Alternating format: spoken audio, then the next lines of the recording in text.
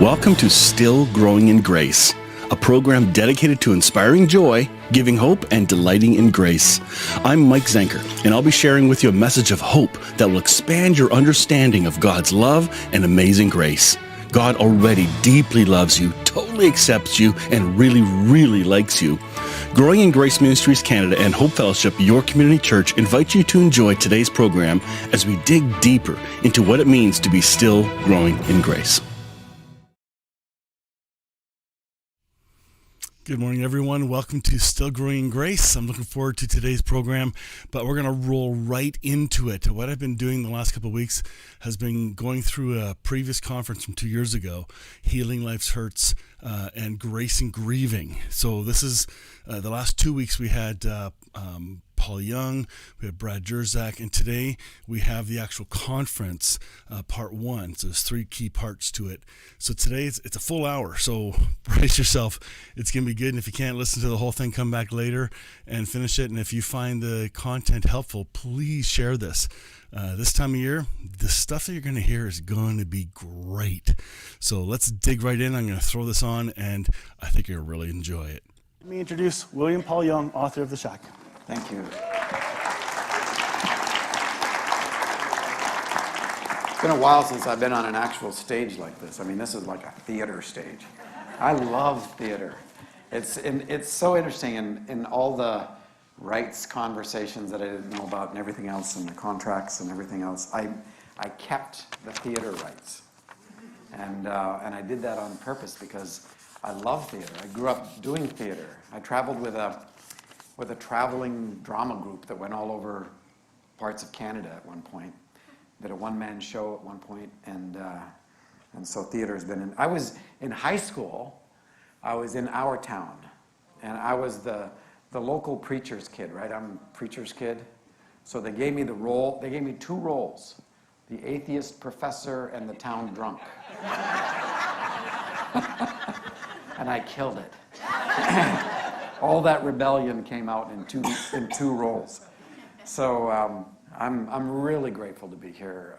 Spent some time with Jeff today and am incredibly impressed at what he has done. And the theaters that are involved in it and all of that. Is SGIG here? SGIG and Greg? There you are. Is Brittany here? She is not. Okay. I just wanted to say hi. And thank you for being here. You know, our conversation is about grace and grief, so I thought I'd tell you my favorite joke. And, you know, because some of you know my favorite joke, because it's been my favorite joke for a long time. And but I thought, that's a good way to start. I haven't told that joke for a long time. And it's a standard guy gets to heaven joke, right? And he sees the pearly gates, but he's not sure what he's supposed to do. I mean, you just walk in?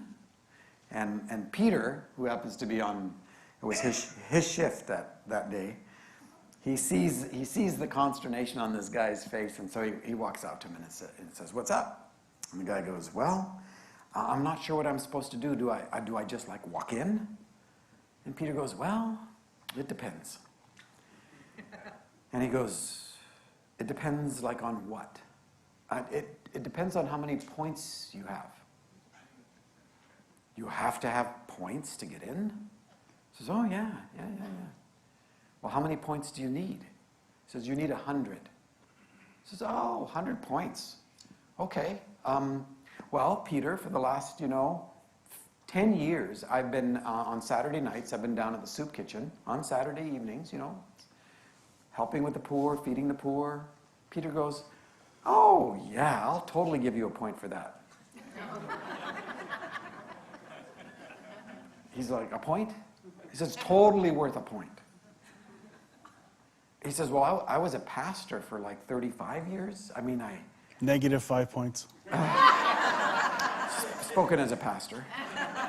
And he says, 35 years, I only took vacations when, Peter goes, I don't know. He goes, "Peter, 35 years. Peter goes, "Okay, I'll give you a point for that."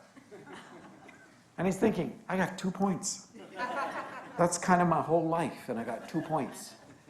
And he's trying to figure out what to do next. And just then, he sees a guy from the same town that he just came from, right? Nice guy, has a little coffee shop, C&E Christian, you know, shows up at Christmas and Easter. And he walks right past them and in through the pearly gates. And he goes, Peter, are you telling me that he's got 100 points? And Peter goes, oh, no, he just doesn't play this game. That's good. Isn't that a good... Because I had the ending all figured out. And it wasn't that? No. No. See, I love that. See, I love it's got a little bit of a knife to it, you know? You know, in the one thing, or two things that all of human beings have in common, amongst many things, I'm sure, but two things that are unquestionable is that we all know love and we all know loss. And if you don't know loss yet, hang around. You know, it's but anybody that's our age, yeah, pretty much we all know loss, and loss comes in so many different forms, and in the West we don't know how to grieve very well, but we learn to manage it. We learn to stuff it down.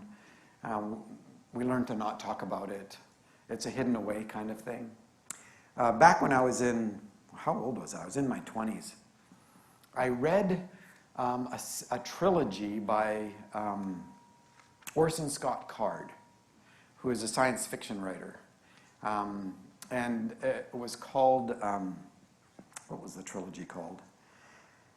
Anyway, the second of the books had to do with this. The books had to do with this order of not religious people. It was an order like a religious order, but without a real religion associated with it.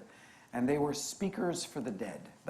It had risen, and this was in a universe where you had faster than light travel, so you could move between galaxies and other places, and in this widespread civilization of humanity, you could call for a speaker of the dead, and it may take them a couple months to get there or whatever, but a speaker for the dead would come, and their job, their whole life's work, in a given situation. In the second book, the situation was that a woman had been married to a man who was abusive and had caused huge ripple waves in terms of the devastation of relationship. And when he suddenly died, it just like caused her world to, she didn't know what to do. And so a speaker for the dead would show up. She called for one, and it was the main character in this case. And the speaker for the dead would show up, and then the work of that speaker was then to embed themselves into that community. And in the universe, it was understood that they would have access to all records. They could talk to anyone they wanted to, and they would build an understanding of who this person who died was in the context of all the relationships and all of their own history. And so in the storyline, he's actually there for a few years working on all of this information.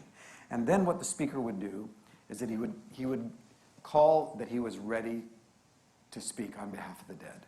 And the entire community would gather together, and he would stand up inside this community and begin to unravel this person's life so that they could actually comprehend, and it would bring closure and understanding and allow people to grieve, because losses don't just happen in one spot. They ripple into our lives, right? Anybody that, grief, that it comes in waves, yeah? And it's just like, and you can't tell when the waves are coming. They'll just show up. And then in between the troughs, sometimes you feel nothing, like numb, like nothing. And so the speaker for the dead would be someone who would bring about some sense of reconciliation for the life of this person. fascinating idea. And I just finished reading it when one of Kim's uncles, and I'm married to Kim, and one of Kim's uncles passed away. And the family turned to me and said, would you do the speaking at the memorial service?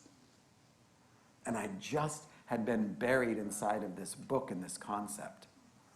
And so I had like 3 days. And I knew that he had been, I knew certain things about him. I knew that he'd caused quite a bit of wreckage in his life. And if there's any time in our lives where lies should never be told, it's at a memorial service or a funeral. Right? And so in the context of all this, I spent 3 days talking to family. I knew that he had 2 daughters that were coming that were completely estranged from him. I knew that there was, this wreckage at the surface level, right? And so I began talking to his family, his sisters, all one-on-one, just tell me this, and for over 3 days. And then at the service, I stood up and I spoke on behalf of the dead. It was unbelievable what happened inside that. I was able to tell his daughters things that they didn't even know about him, right? All this stuff that has been hidden. And our parents' generation, they weren't very forthright, A lot of our fathers, they didn't know how to love very well, but they knew how to do duty very well. And so they tended to show up. And there was always this hidden world and a non-disclosed world. Well, we don't talk about that kind of thing. And over the course of a good period of this hour, I was able to speak on his behalf. And afterwards, some of Kim's own family came up and said, when I die, would you do my service? Right? And it was just one of those events in my life that just told me about the sanctity of the thin place, to use the Celtic expression. The thin place. This little thin space between life and death. And it is a thin place. Some of you know this story. My family lives mostly in central BC, in Okanagan. And when we first came back from New Guinea, after Saskatoon in the middle of winter, after being sick for 6 months, Saskatoon was wild. I'm 10 years old, right, coming back into the West. And I've got, shorts. And it's the middle of winter in Saskatoon. That's when we went to our first mall. Never been to a mall, never seen a mall. Coolest place ever, right? Because they have these rooms where the doors just open up. You push a button, the door opens up. You go in, it closes, it opens up again, and you're a totally different person. I mean, we didn't want to go anywhere near that because you could come out really old. You could come out, it was wild. And then an African-American man came through the mall, and there were 4 of us. I'm the oldest, and there were 4 of us, and we saw someone who looked like home, right? Because we grew up in a brown culture. And so we were on him. We got away from our folks, and we jumped him. And we started talking to him in Donnie, our dialect. And he didn't answer us. He looked confused. He's like, and we're asking him, why aren't you talking to us? In Donnie, of course. And he thinks he's been attacked by 4 Pentecostal kids, is what he thinks, These are white kids talking something, right? And but that's how disconnected we were. And then the next place we moved was to my grandparents' house on Rose Avenue, right across from the hospital in Kelowna. And then, so my family eventually settled in the Vernon area, and that's where my mom and dad were for years. And eventually, that means I graduated in Terrace. We'd lived in lots of places, between 10 and graduating high school, I went to 13 different schools. So my dad was an itinerant pastor for different denominations. At supper, what I figured out today? For every 4 words in the English New Testament, we have one denomination. He was really excited when he found that out. Think about that. We can divide people over 4 words. I mean, we can start a whole institutional religious system every 4 words. That's kind of sick. Yeah? I mean, it's like, maybe we should try something else. This is not working very well. You know? So, anyway, that's my big insight for the day. And so in Vernon, my parents live downstairs. My sister Debbie and her husband live upstairs. And Debbie's a nurse. My mom was a nurse. My mother-in-law was a nurse. I have a daughter-in-law who's a nurse. And so nurses play real significant roles in my books. And as I've said, you know, they've come to save us from doctors anyway. So nurses are... so my mom was taken care of. My dad showed up for her, you know, really did, over the last 10, 15 years. My mom passed away 2 years ago on New Year's Eve day. And she was 90 years old. And I told somebody the other night, you know, the last words that she said to me, right? She has a funny look on her face as she's laying in her bed, and I go, "What, Mom?" She goes, "You're my son. Who'd have thought?" And there you have it. My response was, "You're exactly right. Like, who would have thought?" Yeah. So, anyway, she knows me better now. But there was Debbie says, I gotta tell you this story because there's this South African doctor who lives in town, and he's become part of our little small group, and you got to come meet him. So I went one night to the little small group, and we're all sitting around. And we start telling stories because, you know, that's a great thing to do. So we're telling stories, and the doctor says, "I have a story for you." He says, I moved from South Africa. I have no religious background at all, you know, and he's a white South African. A lot of South African doctors have moved into Canada, and he says so. But on my journey from South Africa back to Canada, I had a spiritual encounter that I was convinced was Jesus. And but I've never really gone to church or anything. I know that people pray because they always talk about it. I've seen it in the hospital and stuff. And so I got this little nudge, and I decided, you know what?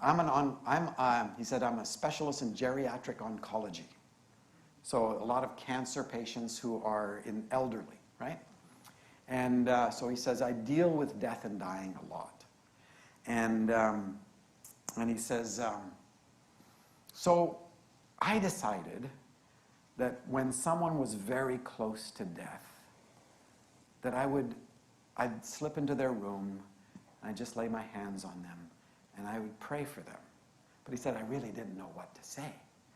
And so it would be something really simple, like, God, I pray that you would help this person through this time of transition. Something like that. Very simple with amen. You know, that's it.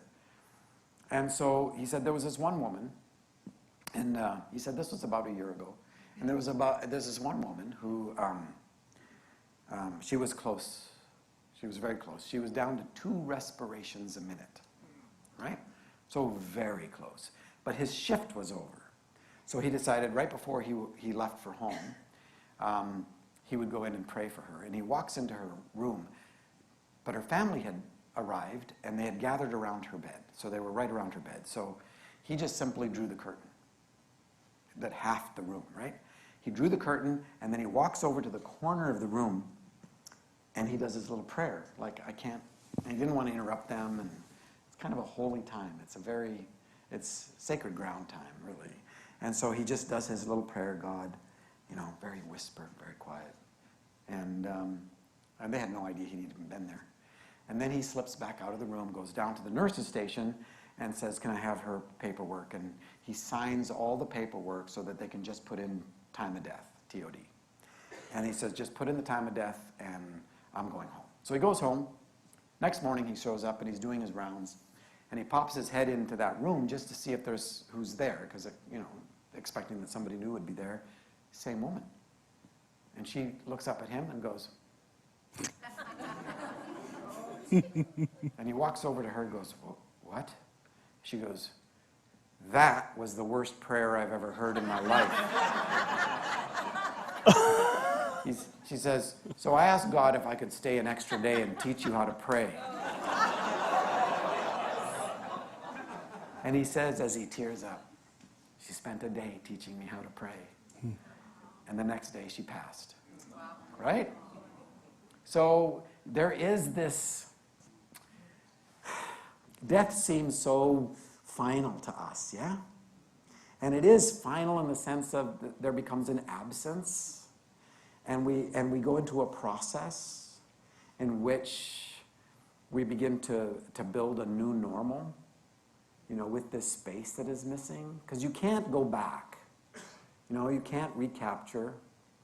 And there's lots of facets about the process of lamenting and the process of grieving. And unfortunately, in the West, a lot of times you have about 6 weeks. That's kind of what people sort of expect. Okay, it's been like 6 weeks. It's time to get over it, that kind of thing. The psychology now has begun to say that you can sort of expect about 3 years. 3 years where you're still in the waves, and in fact, sometimes the third year is sort of the worst because all of your systems to cope and things like that come into play for the first while. And then something begins to, your systems begin to lose their ability to withhold the things that you have not talked about or faced, or those, there's all these elements to it. And so part of what I just wanted to say to you tonight, because I know that in a room like this, there are people grieving in this room. In a room like this, almost everyone has been touched by cancer. In terms of relationship, in terms of someone you know, someone you care about, some kind of accident. Some of you who have had the loss of your own child, which to me, and psychology now agrees that the greatest loss a human being can experience is the loss between a parent and a child. And it's so interesting to me that that is the one loss that God knows most intimately. And it is a huge disruption and a cataclysmic emptiness. To have a broken heart and empty arms, and so I'm part of what I want to say is give yourself some grace. And I grew up in a modern evangelical, I'm a missionary kid, preacher's kid, so I'm part of the community that always had all the answers.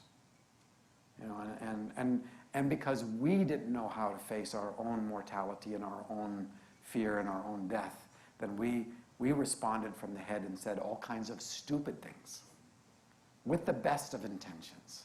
I don't know if you've experienced, some of you have experienced, where people, they want to say that it was part of God's will, or they want to say that it was ordained, or they're going like, well, they're in a better place. Who gives a shit? Right? I'm serious. And because in that moment, all you know is they're not here. Yeah? And there comes a point where we have to begin to embrace the process of this, because it isn't just an event. It is a process. And it's like, but how many of you have seen the movie, The Shack? Oh, good. There's a lot of unbelievably beautiful things in that film. And I didn't expect to be involved, but I got absolutely enfolded in by Lionsgate, by Gil Netter Productions, Gil and his wife Lonnie, by Stuart Hazeldine, the director. I got to be on set. I'm in a cameo. It lasts like two seconds. But, but if you look, you will see kind of an older, balding, short, white guy walking behind Tim McGraw through the neighborhood. And Mr. Rogers. yeah, really. It was so great. And but one of the things that happened on set, well, two of them, I'll tell you two of them because they relate to this topic.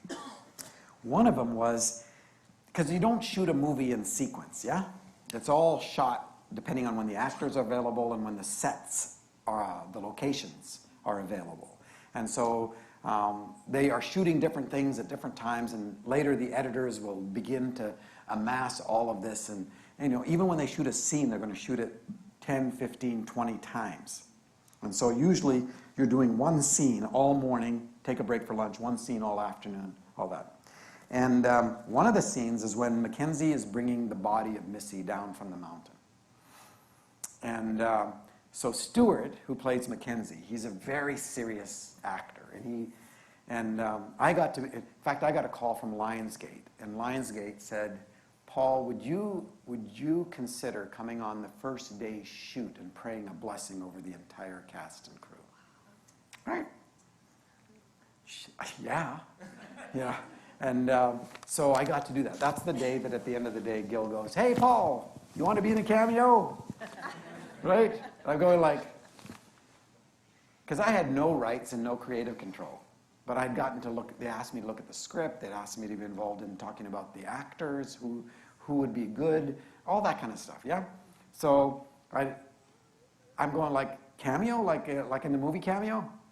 He goes, yeah. He says, I've never done a book adaptation and the author was alive, that I didn't put the author in the movie somewhere. It was good to know I was alive. And so I said, sure. I'm thinking, my kids, they're going to love this. I wish they were here, you know.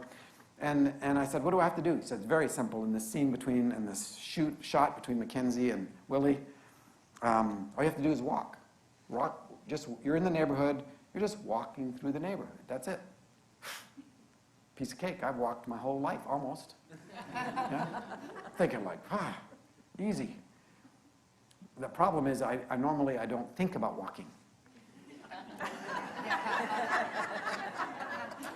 And now I'm thinking about walking. And it's like, oh my God, I don't know how to walk. I mean, it only took 5 takes. I'm serious. But when you see that 2 seconds, it's like the best walking. You know, if they had an Oscar for walking, I would be in the running. It was such good walking. So Sam, he's a serious actor, and he says about this scene where he's bringing the body of Missy down. And here's one of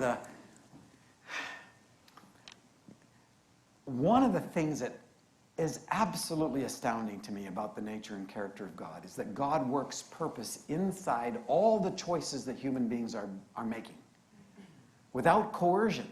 Because if God coerces someone's will one time, then the whole cosmos changes. And we would like that, frankly. In fact, one of the reasons that God is so disappointing is that he just doesn't take charge the way we want him to. Right? And we don't want to admit that we're kind of pissed off at God, but it's like, where were you? You know? Of course, that's not what we say. We say,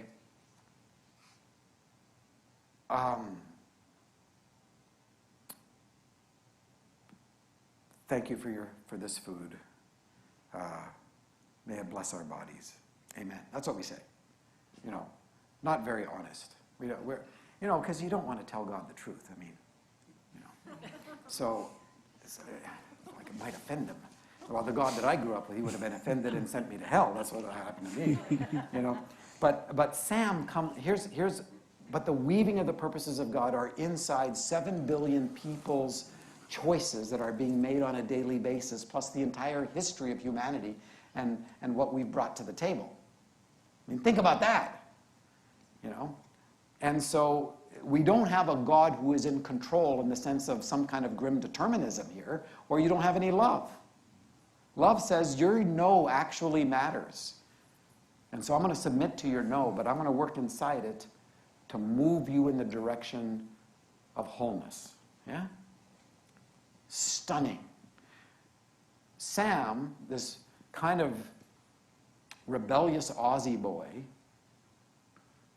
who'd become an actor, whose church background was a little exposure to hellfire and damnation, in which he said, forget that. Yeah? And so he arrives on the first day's shoot, the day one. I met him, and he wanted to ask me all these questions about Mackenzie and stuff, right? But he walked on set with a 10-week, he didn't have his baby boy with him, but his first child was 10 weeks old. And he's now playing the role of a father who loses a child. Right? And so Sam, as they're getting ready to shoot the scene where he's bringing Missy's body down, he says to Gil Netter, he says, because he's been thinking this through, right? He says, so Gil, he said, you know this scene, I think by this point in the movie, Mackenzie is, he has resolution. That is, he's had closure. He's seen Missy through the waterfall, so he has an assurance of the fact that Missy is okay. He's dealt with the issue of forgiveness in regard to his dad. He's even begun to grasp the issue of forgiveness for the perpetrator, which is a wrenching process, right? He hasn't got to forgiveness for himself quite yet, but I mean, it's all wrapped in there. So Sam says, so I'm going to play this, you know, basically unemotionally. It's closure. And Gil's telling me about this, and Gil says, so I just smile and I go, yeah, you do that. Yeah, go ahead. So they get the shot ready, and in comes Sam, and he falls completely apart. I mean, he goes down on his knees. He can't control his emotions. He is just bawling. And he goes, let's do that again. 10 times, and he couldn't control his emotional response. He would start, and he would just completely fall apart. So in that scene, when you watch it, and I've thanked God so many times that Sam was so overcome with emotion, because that scene has been a catalyst for so many people who have told me that scene allowed me to grieve. Yes, he has a real sense of where Missy is. Yes. But that doesn't resolve the grief. And he needs to feel it. And he needs to feel it to the core of his being. I mean, and it's a wrenching scene. I can't see that scene without bawling.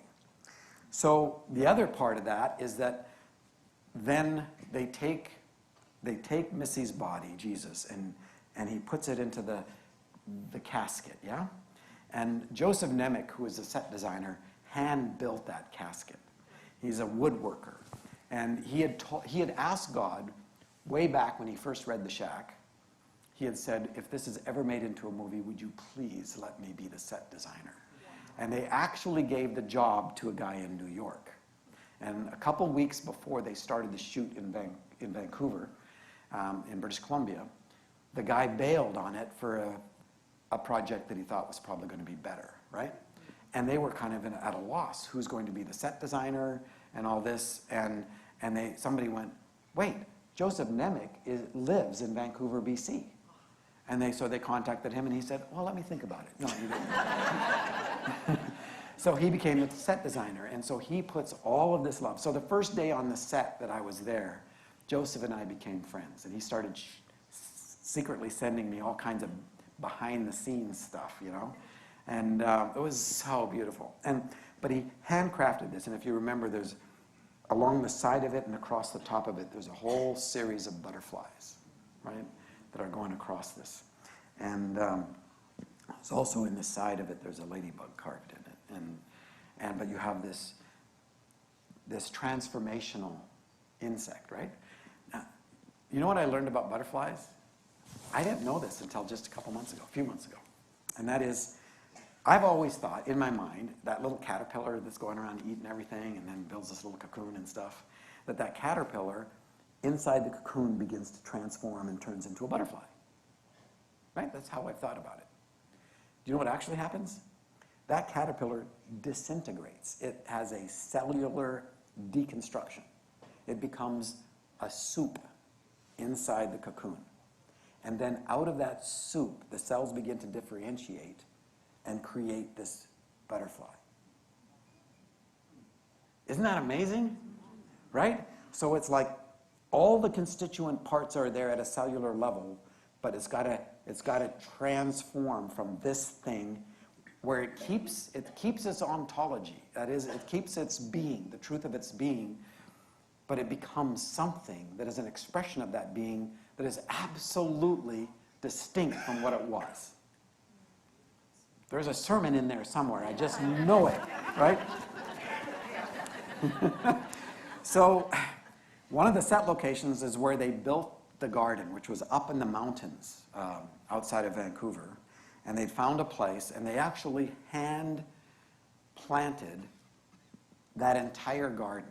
You know, when it zooms out, they planted that. I mean, wow. They did this whole thing, and then they restored it back. You would never be able to tell where that thing was, but they built this, and so the scene that they shot was where they are burying the body, the casket, into the place. And if you remember in the garden scene, is that Sarayu invites Mackenzie to go dig up a section of the garden. And it's a beautiful flower patch. And he doesn't understand that he's working inside of his own soul. But his memories of his daughter have established a beautiful spot. And it's that spot that has to be dug up. Right? Because that's where they're going to bury the body so that a new tree of life can emerge that is also planted with his tears. I mean, the picture of this is so fantastic. Thank you, Holy Spirit. We will have more, please. So all of this is happening, and Sarayu has taken the vial of tears and poured it on the ground and up from this now barren patch that was all of his stored memories within his own memory bank of his daughter. And it had to be just removed so that he could move on.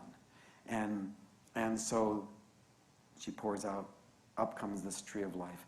And they're standing there, Father, Son, Mackenzie, Holy Spirit, the four of them. Now you have to understand, that's on this side of the camera. On this side of the camera, there's like 30 people.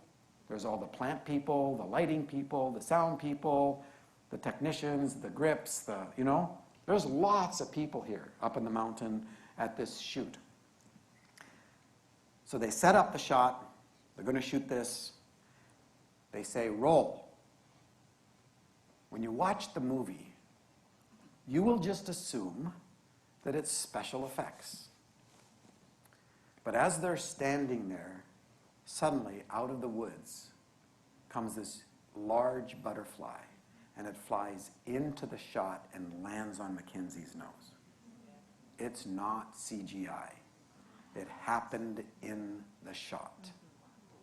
Of all the people that were there, it's not like Mackenzie had some special stuff that would attract in butterflies, But and you don't train a butterfly, Of all the people for that butterfly to come into the shot and land on, and when you see the look of surprise on Sam's face, it's because he is absolutely stunned. And Sumi, who plays the Holy Spirit, and Aviv, who plays Jesus, and Octavia, who plays Papa, they all stayed in character, and that's the shot that you see in the film. Is the one where that butterfly comes in. They did add a little shot of a butterfly to give some context, right? So you'll see a little, that's fake. But you'll see this little shot of a butterfly that who knows where they got that from. But then the scene itself, that butterfly, is absolutely real. One of those kisses of grace, you know? Oh, what a coincidence. Yeah. Oh yeah, that happens all the time. So, you know, you will find in the context of grief that there will be times and moments where unexpected grace shows up. That's one thing. The other thing that's really important is that people on the outside will not comprehend the grace that is given to those who are grieving, not from the outside, right? And part of what we get to do, even in the midst of our grief, is to extend grace to those who don't know how to respond to it. They don't know how to step inside our place. The best thing you can ever do is to just be present inside of someone's loss. You know, use words when necessary, you know. But most of the time it's just presence, because death is a symbol of an event of separation. It's not real separation, but it sure feels like it. And we're so connected to the physical reality in the material world that we think death is the definer of everything, where it's not.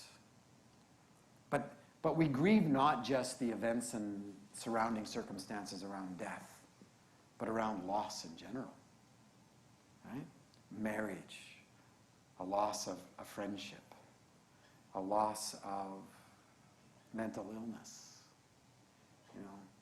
And people have asked me, you know, you wrote this book for your kids? And how old were they? Well, our youngest was 12 at the time. And they said, so you write a book for your kids as a gift about a serial killer who abducts and murders a little girl.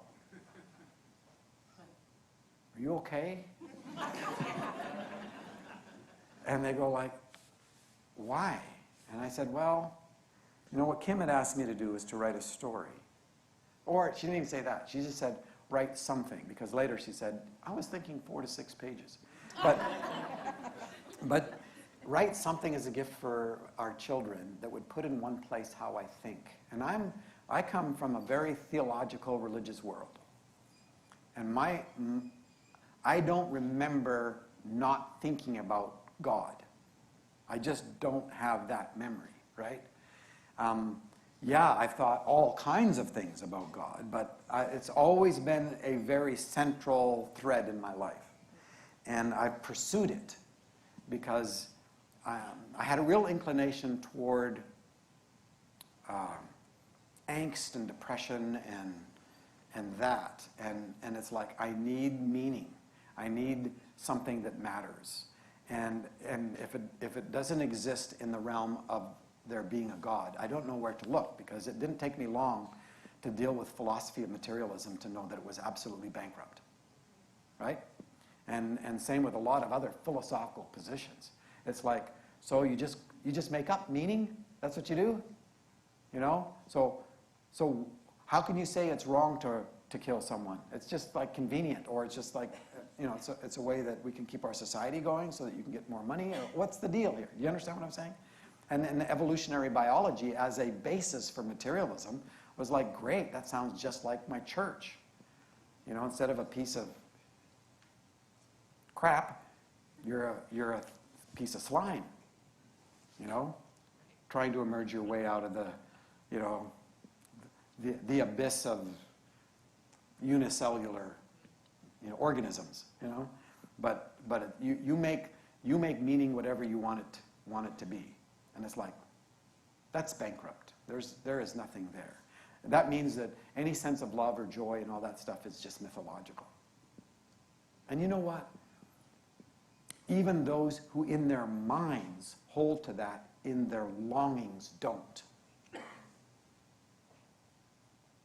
I have a friend who, this is a great story. You like stories? I hope you like stories. Some of you have heard a lot of my stories. But I have a friend who went on eBay and bought an atheist soul for $504. You know the auction thing online? Well, there's an atheist selling his soul, Hemet Mehta. He was selling his soul, and he said for every $10 somebody bought it, paid for his soul, he'd spend an hour in the church of their choice. That was the deal. So my friend, who's an ex-pastor, he'd rather paint houses than preach. And but he went online, and he does stuff like this. Jim is his name, and Jim bought Hemet Mehta's soul for $504. That's a recession. And just atheist souls do not go for what they used to, let me tell you. So then Hemet, who has a job, started getting into conversation. Well, Hemet has a best friend named Matt Casper. And Matt Casper and Hemet were talking about this deal that Hemet had got out for $504. And Jim was involved in that conversation. And Casper, Matt, he says, would it be okay if I kept Hemet's agreement, right? Because he's got a job and a family and stuff like this, he says, I've got a job, but I'm independent of it, and I can do this. So Jim and Matt went to churches all over the United States of every sort, high church, low church, very rigid churches, very Pentecostal churches, and they wrote a book together called Jim and Casper Go to Church. And you can get it in your Christian bookstore, right? And so they wrote a book, and it was about an atheist perspective of what he was seeing and a ex-pastor's perspective of what was going on in all these different churches. So Jim wanted me to meet Matt, because we're friends, and I wrote The Shack and all this stuff, and Matt had read The Shack, and he loved it, right? So yeah, my viewpoint about atheism, it's halfway to Jesus from religion. So just so you know. So I have people that go like, my son, he's become an atheist. I'm going like, thank God, Because I know where you come from, from my people. And so and any movement spiritually toward truth has got to go through atheism. You have to deny the God you thought existed, all right? Even if it's for a very short period of time, you've got to say, I don't believe that God, the one who tortures babies and, sorry. And so I was speaking at a big book fair, something in San Diego. And Jim was down there, and Matt came to meet me. And so Matt comes up, and the first thing he says to me is, you know that I'm an unbeliever, right? And I went, no, you're not. He goes, yeah, I am. I said, no, you're not. I am so. I mean, he's like kind of upset that, and I'm going like, I said, look, belief is actually an activity, not a category. I said, and I'm part of the group of people that made those categories up, right? So, I mean, we're still looking for the believe-o-meter. That little, the little gadget? I don't know if you put it on your head or your heart, but it has a little arm, and it tells you whether you believed enough to be in. But nobody even tells you if it's like 62% or 84% and I'm telling him all this. And he's looking at me like, he goes, what are you talking about? I go, oh yeah, forget that. I said, I do have a question. I said, here's what I want to know. What do you actually believe in? Tell me something you believe in. He goes, you want to know what I believe in? He said, nobody ever asks me what I believe in. They always ask me what I don't believe in. I said, well, no, I'm actually interested in what you actually believe in. Okay. You know what? I think this would resolve so many conflicts if you actually wanted to know what somebody actually believes in rather than what the points of disagreement are. Because you can start there and actually build something. Otherwise, you're trying to, you end up fighting over somebody's sense of what an ideology is or an idea is, right?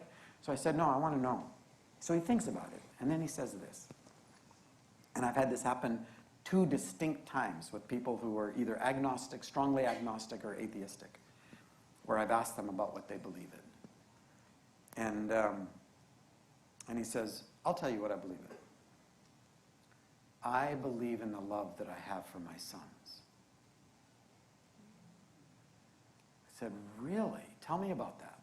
what kind of love is that? Because obviously it's not romantic love. He said, no, he said, Paul, I did not know I had the capacity to love like this until I had my own children. I would die for them. And it's totally irrational. But if somebody pointed a gun at them, I would step in between and take the bullet. I said, so could I define this kind of love as other-centered, self-giving, sacrificial love? And he goes, that's exactly what it is. You know what the Greek word for that is? Agape. And so he's just told me that he believes in agape. And the scripture is God is agape. Other-centered, self-giving, sacrificial love. Right? And so we talk about that a bit. And then I say, well, tell me about, what do you think about life? You know? What do you think about life? And Jim had told me one thing about Matt, is that he loves quantum theory. And he loves the elegance of the natural order, right? So I just lit the match, and he went off. And he's telling me about the incredible, like it's almost too beautiful to even think that this could happen by chance kind of stuff, And so for about 15 minutes, he just riffs on this. And then I said, I got one more question for you. I know you love your sons. Could somebody relate to you in such a way that is, to your sons, in a way that is wrong? It's just wrong. And he says, absolutely. Absolutely. And I said, Matt, look. You told me you're a non-believer, but so far you've told me you believe in love. Not just any kind of love, but other-centered, self-giving, sacrificial love. You believe in life, and you believe in truth. And you're trying to convince me you're an unbeliever. He says, I know what you're doing. We talk for another hour, about an hour, and Jim's there the whole time. And then Matt has to leave, and he gives me a big, long hug, and he whispers something to me that Jim overhears.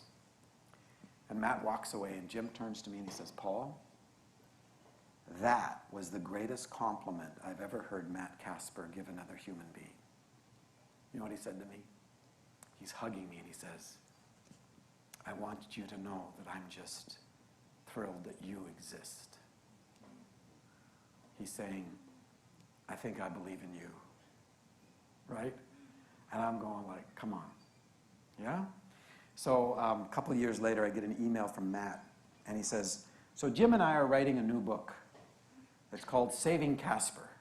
And he says, just so you know, I'm still an unbeliever. Well, kind of, whatever, whatever. But Jim and I would like you to write the foreword. Would you write the foreword for me? I'm going like, yeah. I never get asked by an atheist to write a foreword. And so I write this really great foreword. I mean, it was so beautiful. And I send it to Jim and Matt, and they loved it. And they sent it to their Christian publisher, who didn't like it at all. And in fact, they rewrote it. And when they rewrote it and sent it back, I couldn't tell who wrote it. And so it made me laugh. I'm sitting there going like, this is really funny.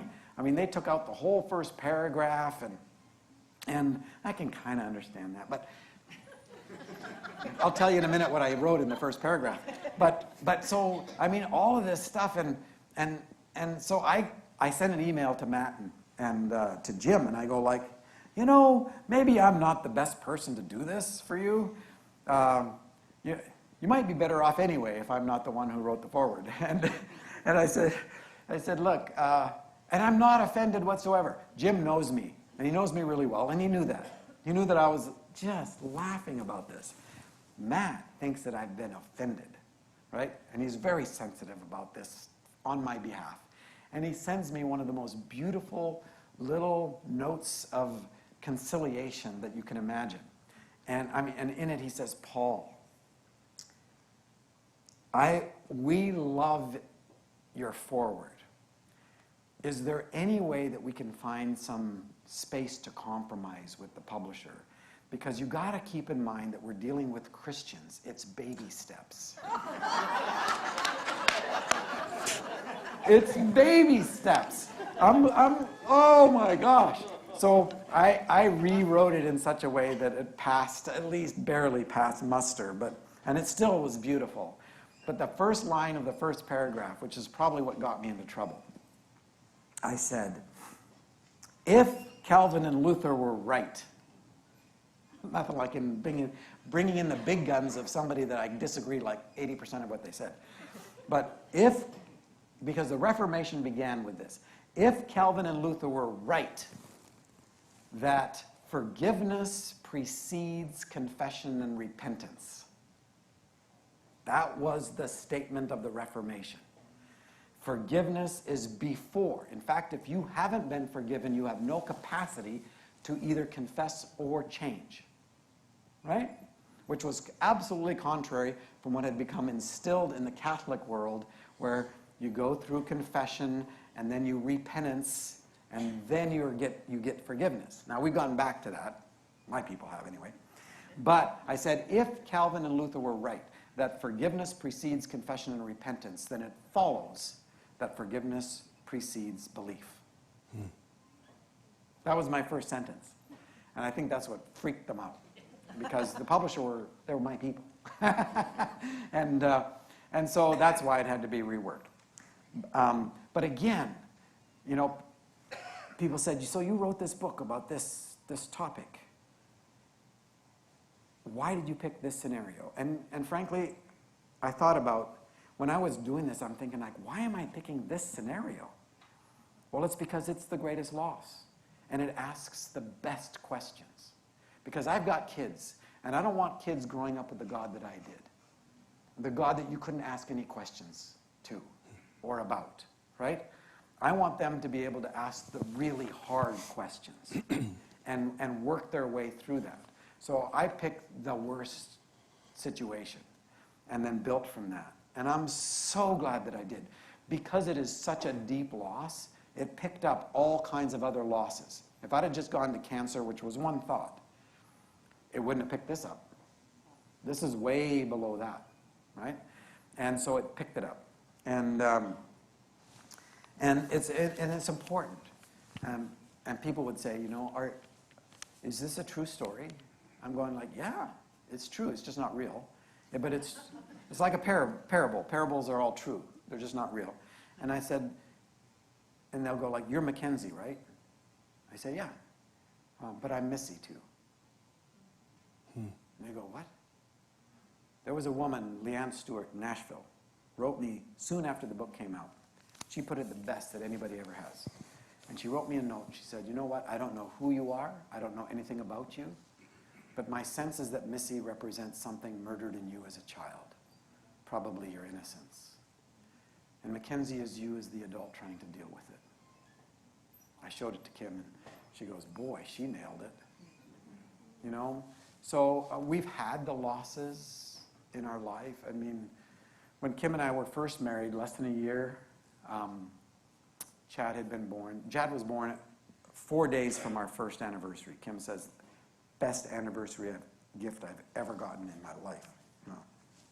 But Chad was probably 6 months old, and we entered a 6-month period of really intense loss. First, my 18-year-old brother, Stephen, was killed. 3 months later, Kim's mom at 59, Shirley, went into the hospital for routine gallbladder surgery, had a massive coronary on the table, and died over 3 days. And 3 months after Shirley died, my 5-year-old niece, Jennifer, was killed in Vernon the day after her 5th birthday. 3 shock losses. So Jennifer, the 5-year-old, is part of that persona. But 5 years old is my earliest memories of sexual abuse. And that's the loss of the innocence. And that got shut down, and it took me a lot of years before I was willing to grieve that loss. Yeah? And that grief doesn't just leave. It sits there.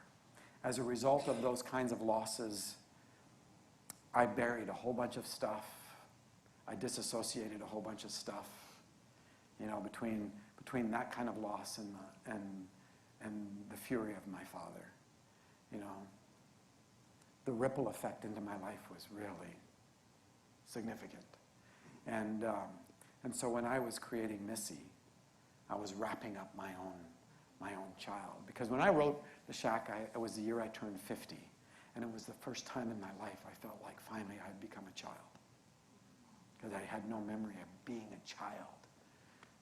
My memories were all wrapped up in survival. Hey, Paul? I'm trying to figure things out. Go. Yeah.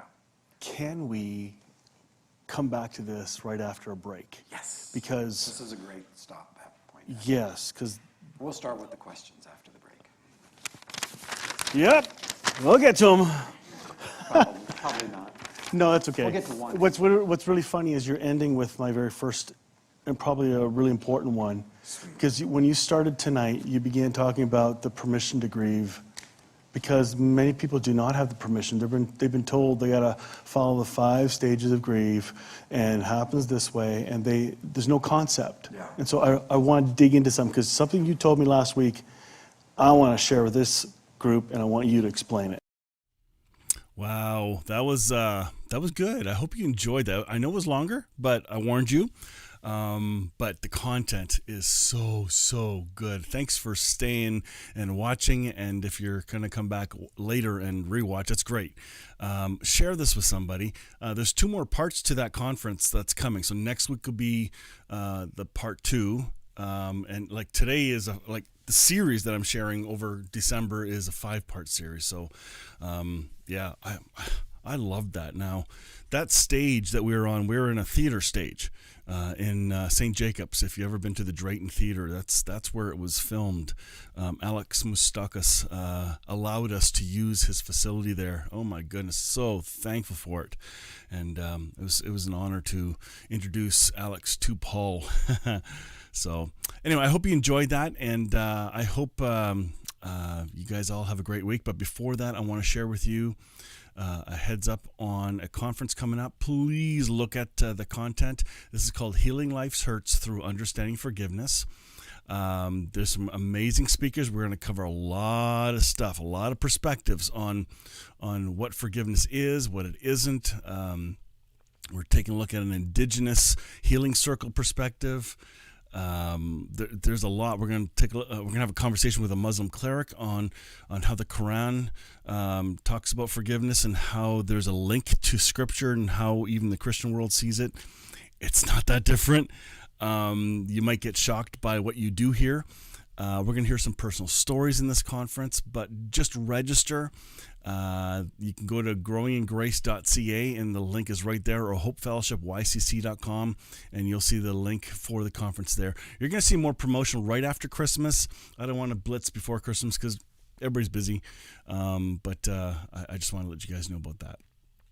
That's all I got for now, so I hope you guys have a fantastic week, and we'll catch you next time.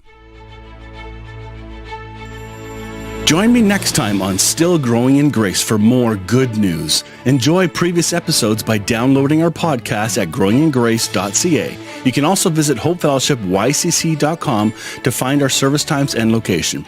If this show has been an encouragement to you, please consider making a donation today at growingingrace.ca and help us keep spreading this good news. Thank you again for tuning in to Still Growing in Grace.